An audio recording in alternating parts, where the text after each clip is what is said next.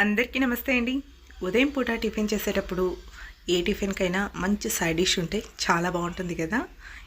టేస్టీగా హెల్తీగా చేసే నల్ల శనగలతో ఇలా కర్రీ చేశారంటే ఇడ్లీ, దోశ, పూరి, చపాతి, పుల్కా, రోటీ అన్నిట్లోకి చాలా బాగుంటుంది. రాగి సంగటిలోకి అయితే చాలా టేస్టీగా ఉంటుంది.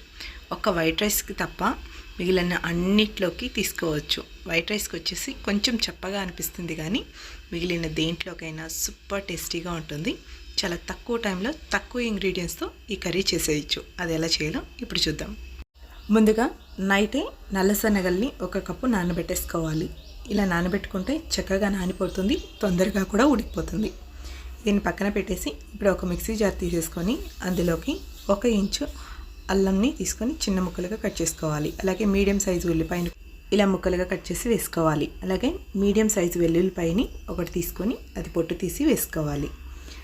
టమాటా పెద్దదైతే 2 తీసుకోండి, చిన్నదైతే 4 తీసుకొని ఇలా పెద్ద ముక్కలుగా కట్ చేసి వేసుకోవాలి. అందులోనే కాడలతో ఉన్న కొత్తిమీర తరుగు కొద్దిగా, మనం నానబెట్టి పెట్టుకున్న శనగలు 1-2 గుప్పెళ్ళంత శనగలు వేసుకోవాలి.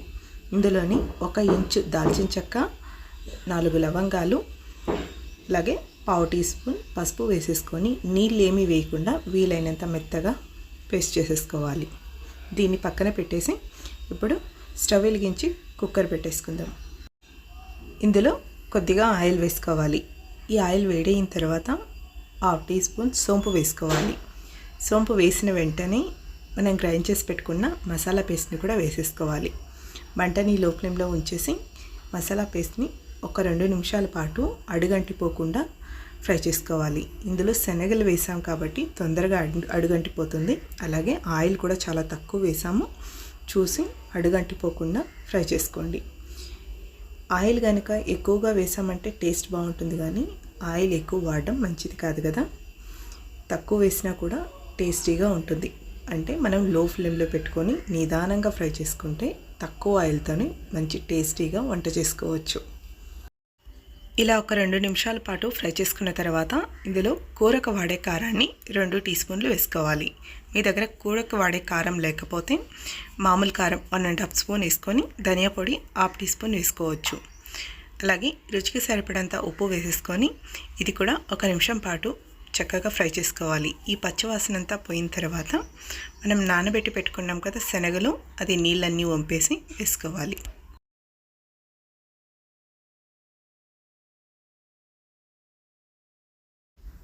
శనగలు వేసిన తర్వాత ఈ మసాలాలన్నీ బాగా శనగలు పట్టేలాగా 1-2 నిమిషాల పాటు ఫ్రై చేసుకోవాలి. లో ఫ్లేమ్లో పెట్టి ఫ్రై చేసుకోండి, లేకపోతే అడుగంటిపోతుంది. ఇప్పుడు మూత పెట్టి 1-2 నిమిషాల పాటు ఫ్రై చేసుకున్న తర్వాత మీడియం సైజ్ ఆలుగడ్డలు 2 పైన పొట్టు తీసేసి వేసుకోవాలి. ఆలుగడ్డలు వేయడం వల్ల టేస్ట్ బాగుంటుంది. ఇది కూడా 1 నిమిషం పాటు ఫ్రై చేసేసుకోవాలి. మనం ఫ్రై చేసే కొద్దీ ఇవంతా మెత్తటి పేస్ట్ లాగా వచ్చేస్తుంది, బాగా చిక్కగా ఉంటుంది కదా. ఇప్పుడు కరెక్ట్గా ఉన్నట్టు. ఇప్పుడు మన గ్రేవీకి ఎంత వాటర్ కావాలో అంత వాటర్ అనేది వేసుకోవాలి. ఇప్పుడు మిక్సీ జార్లోకి కొద్దిగా వాటర్ తీసేసుకొని అది వేసేసుకోవాలి. ఇప్పుడు కూర మొత్తం ఒకసారి కలిపేసుకొని గ్రేవీ కన్సిస్టెన్సీ అనేది ఎలా ఉందో చూసుకోవాలి. ఇప్పుడు ఇంత చిక్కగా ఉన్నిందంటే మనం ఉడికించే కొద్దీ ఇంకా చిక్కగా అయిపోతుంది. దీంట్లో ఇంకా కొంచెం వాటర్ వేసుకోవాలి. గ్రేవీ అనేది మనకు చారు టైపు ఉండాలి. చారులాగా ఉన్నిందంటే మనం ఉడికించే కొద్దీ ఇంకా చిక్కబడుతుంది. మనం శనగల్ని పేస్ట్ చేసేసాం కదా, అది చిక్కదనం అనేది వస్తుంది గ్రేవీకి. ఇప్పుడు ఉప్పు కారం సరిపోయిందా లేదో చూసేసుకొని, సరిపోకపోతే అడ్జస్ట్ చేసుకొని కుక్కర్ మూత పెట్టేసి మంటని మీడియం ఫ్లేమ్లో ఉంచి 2 విజిల్ వచ్చినంత వరకు ఉడికించుకోండి. ఇలా 2 విజిల్స్ వచ్చిన తర్వాత ప్రెషర్ మొత్తం పోయిన తర్వాత ఓపెన్ చేసుకోవాలి. ఇలా వేడివేడిగా ఉన్నప్పుడే కొద్దిగా పుదీనా ఆకుల్ని, అలాగే సన్నగా తరిగి పెట్టుకున్న కొద్దిగా కొత్తిమీర తరుగును కూడా వేసేసి కలుపుకోవాలి. ఇలా పుదీనా ఆకులు వేయడం వల్ల ఫ్లేవర్ బాగుంటుంది, టేస్ట్ చాలా బాగుంటుంది. ఇప్పుడు ఒకసారి కలిపేసి సర్వ్ చేసేసుకోవడమే. ఎంతో టేస్టీగా, సింపుల్గా, ఈజీగా చేసుకునే ఈ శనగల కర్రీని మీరు కూడా ఒకసారి ఇలా ట్రై చేయండి. ఉదయం పూట అన్ని రకాల టిఫిన్స్లోకి చాలా టేస్టీగా ఉంటుంది. చాలా సింపుల్గా చేసుకునే ఈ కుర్మాని ఇడ్లీలోకి చాలా బాగుంటుంది. మీరు కూడా తప్పకుండా ట్రై చేయండి. Thank you for watching.